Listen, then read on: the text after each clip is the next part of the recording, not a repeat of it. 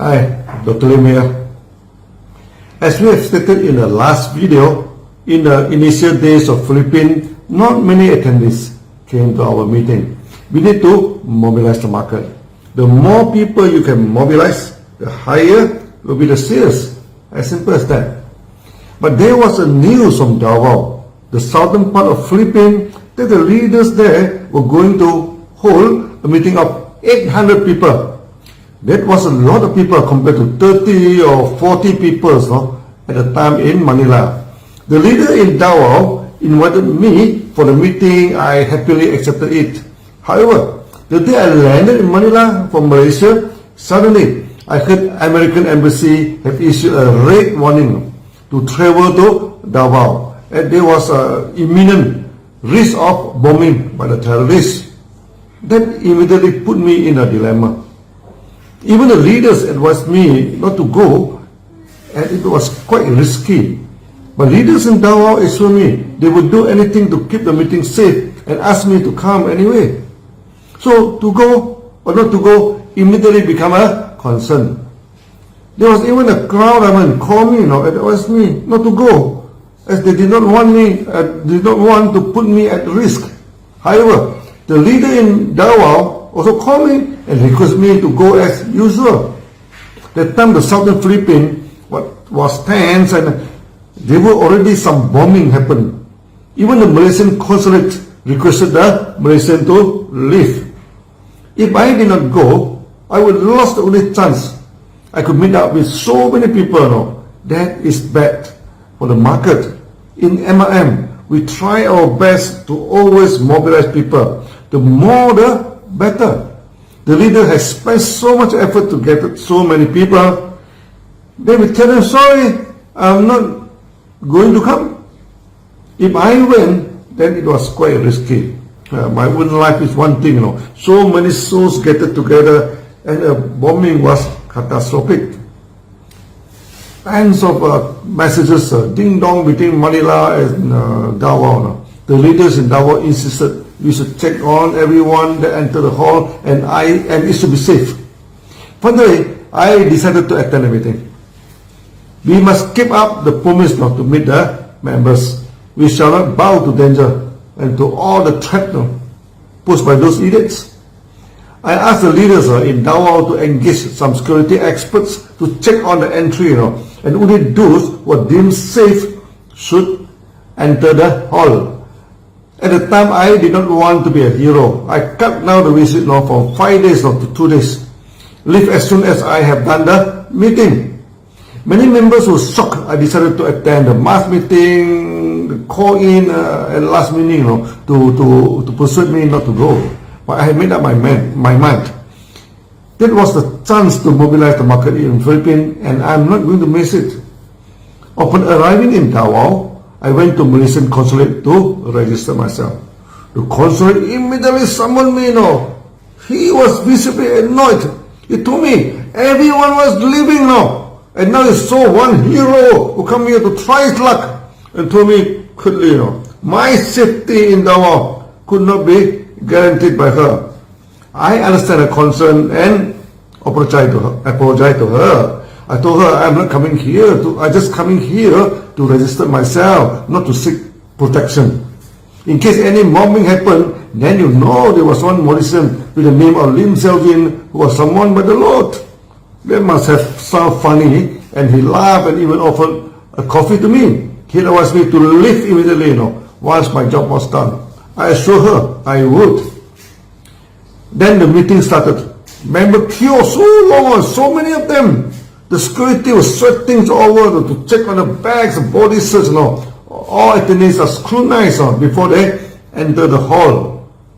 You know how many members have come for the meeting? Totally 1,500 members, almost double the original estimation.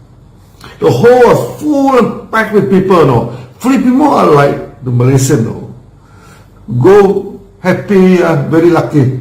Even the sky may fall, they never care. Members started to cheer and applaud. then motivate me very much now. I gave the speech excitedly and gestured my hand wildly, I told the members, we would not take unnecessary risks in our life, but we also are not bowing to danger and edicts. Let there be bomb or no bomb, our life proceed as usual. Members applauded as wild as my body gesture. That was one of the rare occasions I turned wild on the stage. The pressure mounting on me in the past few days due to the threat that turned me viral. The terrorists may mob us to meet our Lord, but we shall not back off. We want our life to continue as it should be. The meeting was a great success. Members cheered and laughed as I cracked one joke after the others. Many newcomers joined as DXN members. They showed the confidence in us, and they loved the concept that drinking coffee can make you rich. After the meeting, the market in Philippines quickly took off, and every month we achieved new sales record. Can you imagine what would happen if I did not attend the meeting? Not only 1,500 people would be disappointed. Members who could sense the non-confidence in the company. But when we show the courage and confidence and attend the gathering, the sense of belonging and family developed. A strong bond formed and a strong market resulted. The story of how we opened up the market in Davao was interesting too. Before this meeting, I did come to Davao to promote DXN. There was one member who was from one aloe vera company, American company, joined DXN and told me he faced a lot of problem in that company. He said the monthly maintenance of that company was product driven, not PV driven. In DXN, you can maintain your monthly sales by any products now, as long as the PV is satisfied. It does not matter which product you sell, okay? But that company requested you to maintain with certain purchase of the aloe vera, and the maintenance amount is much higher than that of DXN. He told me his upline has tore up half of the house with aloe vera due to too much personal maintenance, and the products were not sold as quickly as they maintained. Then he decided to bring his upline to meet me. I met his upline in the hotel, and they did not want to show themselves in the DXN meeting. The upline told me they just came here to have some courtesy call on me, as they are just curious how can one MIM company sell coffee as a main product. They just come here to satisfy the curiosity, and they will not join DXN. I was never worried by the refusal to join DXN, but it was interesting to compare the system of two companies. Most important, DXN standardized and synchronized the marketing plan worldwide. We only use one marketing plan. Also, our products like coffee are day-to-day products now. You don't need a professor to sell coffee. Anyone drink it and like it, they will. As we are selling real coffee, no artificial coffee essence, then sales become automatic. Once again, cheers, drink coffee to become a millionaire. Their eye open up now, hearing such a quote which shocks them. Last but not least, DXN, you need not maintain high maintenance per month. You need not stock up coffee. As I told them, the maintenance in your company is so high, most of you have to stock up the products. If you're not careful, you may take bath with aloe vera. When she heard of me about the stockpile of aloe vera and may need to take bath with it to exhaust it, the wife of the upline immediately burst into tears. She told her husband, why not just listen to Dr. Lim and let him explain more about the marketing plan and the low maintenance. Then I told them the definition of success in DXN. If we place you at any place, at any time, in any part of the world, you can survive and apply the one world, one marketing plan. Then you are a successful member. Then you become a real free man and free woman. That excited them, and they decided to join members. Then they mobilized the market and lead to the mass gathering I mentioned on top. Now in marketing, we should not take rejection negatively. There must be a reason why they reject. Most of the time they do not know us well. Then we should tell them the real story of DXN, promote simplicity, and invite them to be a free person. It always works at the end of the day. Because DXN is a real company. Just like a real coffee, people can feel it and feel it good. The economic crisis at the time was quite serious for Philippines too.